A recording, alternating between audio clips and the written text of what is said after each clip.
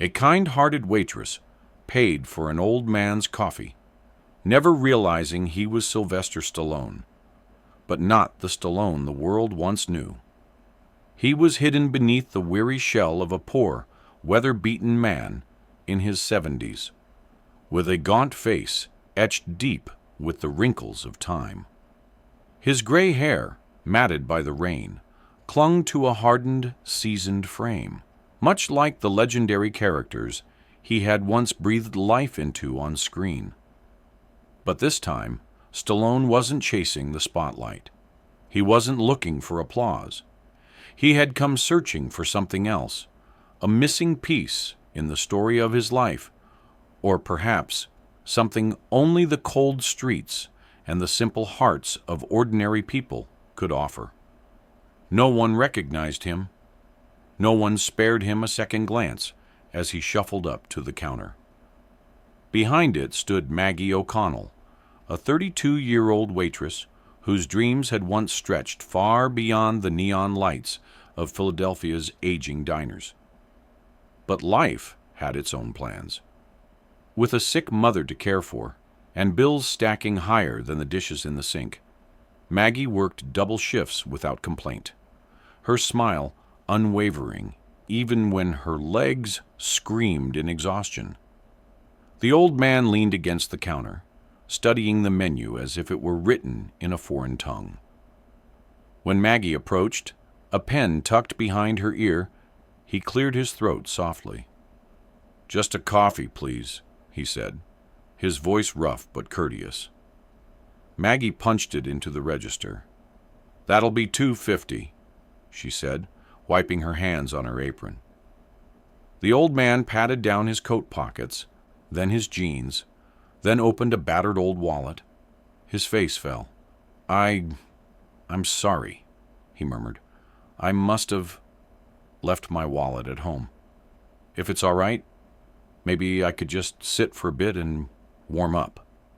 At the far end of the counter, Chase, the owner's son and part-time manager, heard him and let out a loud, mocking snort.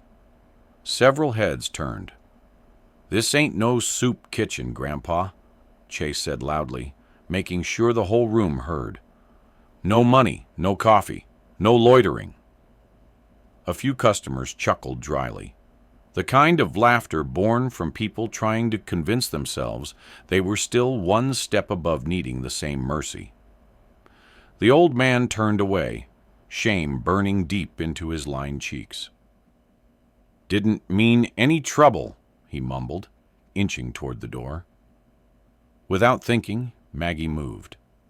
She reached into the deep pocket of her jeans, pulled out a crumpled $5 bill, and slapped it down on the counter. "I'll cover it," she said firmly, her voice slicing through the low murmurs like a knife through butter. "The coffee's on me." Chase rolled his eyes in disgust. "Mags, you can't just start paying for every stray that wanders in." Maggie locked eyes with him, steady and unflinching. "Maybe, if you had a shred of decency, you wouldn't have to worry about who's paying." A low whistle cut through the tense air. Someone muttered under their breath, "About time someone said it." The atmosphere shifted. The easy humor turned brittle, uncomfortable. But Chase wasn't finished. "Fine," he snapped, slamming the register shut. "You want to waste your money? Go ahead. But don't expect any favors around here." Maggie didn't respond. She turned back to the old man, who still stood frozen, halfway to the door. His hands trembled slightly as he accepted the steaming cup Maggie handed him. "Sit wherever you like, sir," she said gently. "Take your time." He nodded, his mouth forming a barely audible "thank you," and shuffled to a booth by the rain-streaked window. He cradled the coffee in his hands as if it was the last warm thing in the world. The rest of Maggie's shift crawled by. Conversations resumed, but their earlier bite was gone. She felt the stares, the murmured judgments. but she didn't care. Her mother's voice echoed in her mind, a lesson taught long ago. Kindness isn't weakness, baby girl. It's the last real strength we have. Later that afternoon, as the rain began to ease, Maggie clocked out and grabbed her jacket. As she was slipping it on, Chase cornered her by the employee lockers. "You embarrassed me in front of the customers," he hissed. "Dad's not going to be happy about this." Maggie's voice stayed low but steady. "I didn't embarrass you, Chase. You did that all by yourself." He shook his head in disgust. "You think you're better than the rest of us? Playing saint for some nobody?" Maggie didn't answer. Some people weren't worth arguing with. The next morning, before she even got out of bed, Maggie's phone rang. It was Mrs. Benson, cafe owner, and Chase's mother, blunt and cold. "We're going in a different direction. Your services are no longer needed." No apology, no second chances. Just like that, Maggie was out of a job. She sat at the small kitchen table in her apartment, staring at the cracked screen of her cheap cell phone. Bills fanned out around her like vultures. She pressed the heels of her hands into her eyes until stars exploded behind her lids. Her mother, frail but alert, called from the next room. "Everything all right, honey?" "Yeah, Ma," Maggie said, forcing lightness into her voice. "Just a little job stuff. Nothing I can't handle." But inside, the panic clawed at her chest. She had rent due in 2 weeks, medicine to buy, groceries to scrape together, all because she paid for a $2.50 cup of coffee. Still, as she sat there, part of her refused to regret it. Outside, the rain began to fall again, soft and steady, drumming against the thin walls of her world. 2 days later, Maggie sat hunched over a chipped coffee mug at Gino's Diner on Broad Street, filling out applications with a borrowed pen. The place smelled of burnt bacon and cheap soap, a far cry from the cozy atmosphere of Benny's. The waitress here barely glanced at her as she refilled the mug, and Maggie didn't blame her. The world had made them all weary. She had just tucked another folded application into her tote bag when her phone buzzed across the table. Unknown number. She hesitated, heart sinking. Probably another rejection. Still she answered. "Miss O'Connell?" A man's voice, rough but clear, came through the line. "Yes, speaking," she replied warily. "This is Patrick Doyle," the man said. "I manage a few properties in the city, including the old Greystone building on Market. I think you might know one of my tenants." Maggie frowned. "I'm sorry, I don't think I understand." Patrick chuckled lightly. "Maybe I should just say it plainly. Sylvester Stallone would like to meet with you. He asked specifically for Maggie OConnell. Today, if you're available." Maggie's breath caught. "Sylvester Stallone?" she echoed, stunned. "Yes, ma'am. He's staying at the Greystone for a while. Real low-key. No publicity. He said you helped him a few days ago." Maggie thought back to the soaked old man clutching a cup of coffee in her old cafe. Her mind reeled. Stallone? That couldn't be. That man looked like he hadn't seen a good day in years. Patrick continued. Patient, as if he was used to people being slow to process. "If you're willing, he'd like to say thank you in person. Nothing formal, just a conversation." Maggie, still disbelieving, found herself agreeing. Patrick gave her the address and a time, 4 p.m. sharp. She hung up and stared at her reflection in the diner's window, rain blurring her tired face. What the hell was happening? At exactly 3:50, Maggie stood outside the Greystone, an aging high-rise that had once been the crown jewel of Market Street. She wore her best jeans, a clean sweater, and shoes that didn't quite hide the scuffs. Her stomach twisted into knots as she buzzed the front desk. A uniformed doorman, with a practiced smile, waved her through without a word. The elevator, ancient and creaking, carried her up to the 18th floor. When the doors slid open, Patrick, a stout man in his 60s, with kind blue eyes, greeted her. "He's waiting for you in the lounge," he said, guiding her down a narrow hallway. They stopped at a door that looked no different from the others. Patrick knocked twice, opened it, and gestured her inside. The room was modest by celebrity standards. A worn leather couch, a few framed photographs on the walls, and a big window overlooking the city skyline. And there, sitting comfortably in an armchair by the window, was Sylvester Stallone.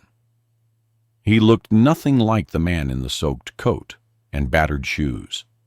His hair was neatly combed, his clothes casual but clearly expensive, and his presence filled the room without effort. Yet when he smiled and stood to greet her, Maggie recognized the eyes, the same warm, weary gaze from that rainy morning. "Maggie," he said, extending a hand.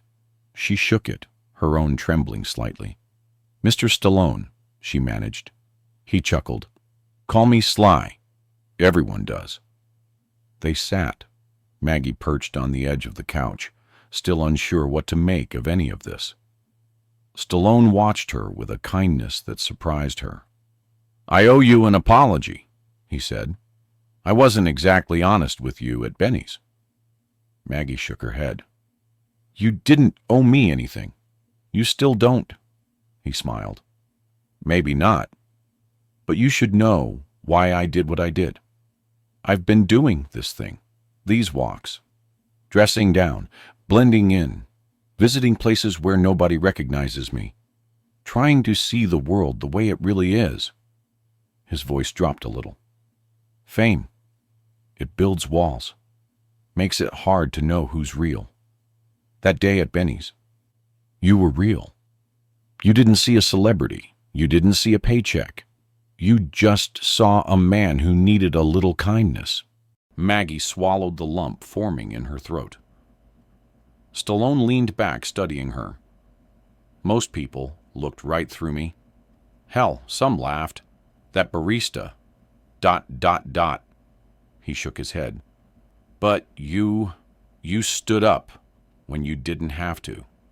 You gave something when you didn't have much yourself. That matters."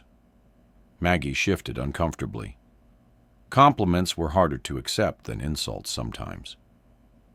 "I just did what anyone decent would do," she mumbled. Stallone's smile widened, though his eyes remained serious. "You'd be surprised how rare that is." They spoke for a long time, longer than Maggie expected. About the city, about hardship, about the strange loneliness that sometimes comes with doing the right thing. Stallone asked about her life, her mother, her dreams. Maggie answered honestly, not thinking to hide anything. It felt strange, sitting here with a Hollywood legend and realizing he wasn't looking at her like a charity case. He was listening like a man who truly cared. As the sun dipped below the skyline, Stallone leaned forward, resting his elbows on his knees. "Listen, Maggie," he said, "I want to offer you something. Not because you need saving, because you deserve a shot." He pulled a plain white envelope from his jacket and placed it on the coffee table between them. "Inside," he said, "is an opportunity, a job, a chance to start over somewhere better. My cousin's opening a community arts center in West Philly. They need someone to help manage the cafe attached to it. Good pay, full benefits, and more importantly, it's a place that values people like you." Maggie stared at the envelope as if it might burn her fingers. I don't know what to say," she whispered. Stallone smiled, that crooked grin the whole world knew. You don't have to say anything now. Just think about it. No strings.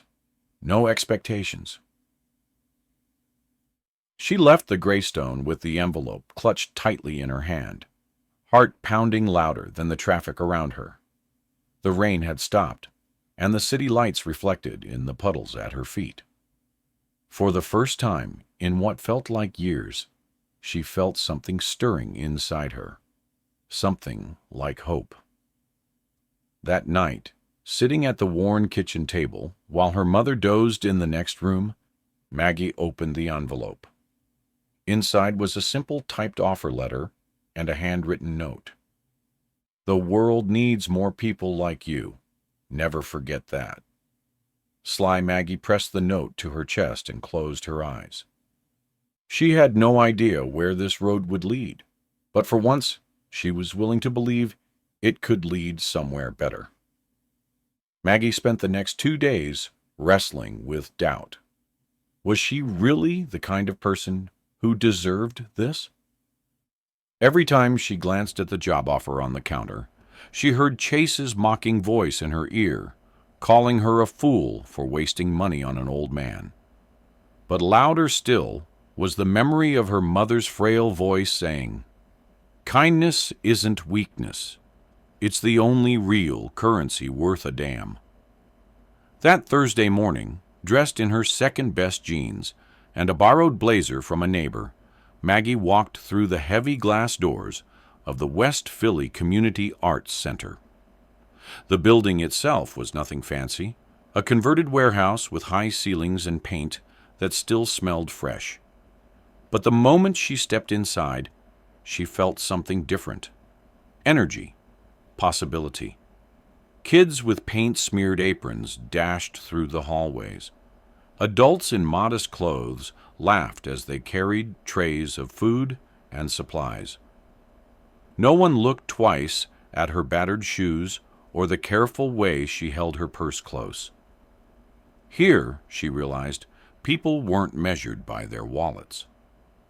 At the small cafe tucked in the corner of the center, she met Mr. Carson, the project manager, a balding man with kind eyes and a handshake that didn't crush her fingers. He didn't ask for a resume padded with lies or references she couldn't provide. Instead, he asked about her experiences at Benny's, about the kind of cafe she'd want to create if she could. Maggie spoke hesitantly at first, but as she described as a place where no one was judged by their clothes or pocket change, her voice grew stronger. Mr. Carson listened, really listened, and when she finished, he smiled and simply said, "We'd be lucky to have you." She started the very next week, managing the cafe alongside a small team of local hires, single mothers, college students, retirees looking for something to fill their days. It wasn't glamorous. The coffee machine broke twice during her first shift. The cash register froze and had to be rebooted with a butter knife. But each small disaster felt like a pebble compared to the landslides she'd faced before. At night, she returned home bone-tired, but strangely buoyant. For the first time in years, she wasn't counting pennies in fear. She was building something, and slowly, something else began to shift. Her mother's health stabilized under the new medication they could now afford. Their small apartment, once cold and crumbling, warmed with simple improvements, a new heater, fresh curtains Maggie sewed herself. Maggie even found herself laughing more, deep belly laughs that startled her at first. Word of the cafe's approach spread. It became a place where anyone could grab a coffee, where a pay-it-forward board allowed those who had a little extra to cover someone else's meal. Regulars included construction workers, office clerks, and even a retired school teacher named Mrs. Levine, who played the piano during slow afternoons. Sometimes Maggie would catch herself pausing mid-shift just to breathe in the life buzzing around her and feel a swell of gratitude so big it almost hurt. One rainy afternoon, months after that fateful day at Benny's, Maggie was wiping down tables when the front door opened and in walked Stallone, looking every bit the movie legend he was known to be, though dressed simply in jeans and a leather jacket. For a moment, the room seemed to exhale in recognition, but he raised a hand and smiled warmly, signaling that he was just another customer today. Maggie approached, heart pounding but smile steady. "Back for a second cup?" she teased.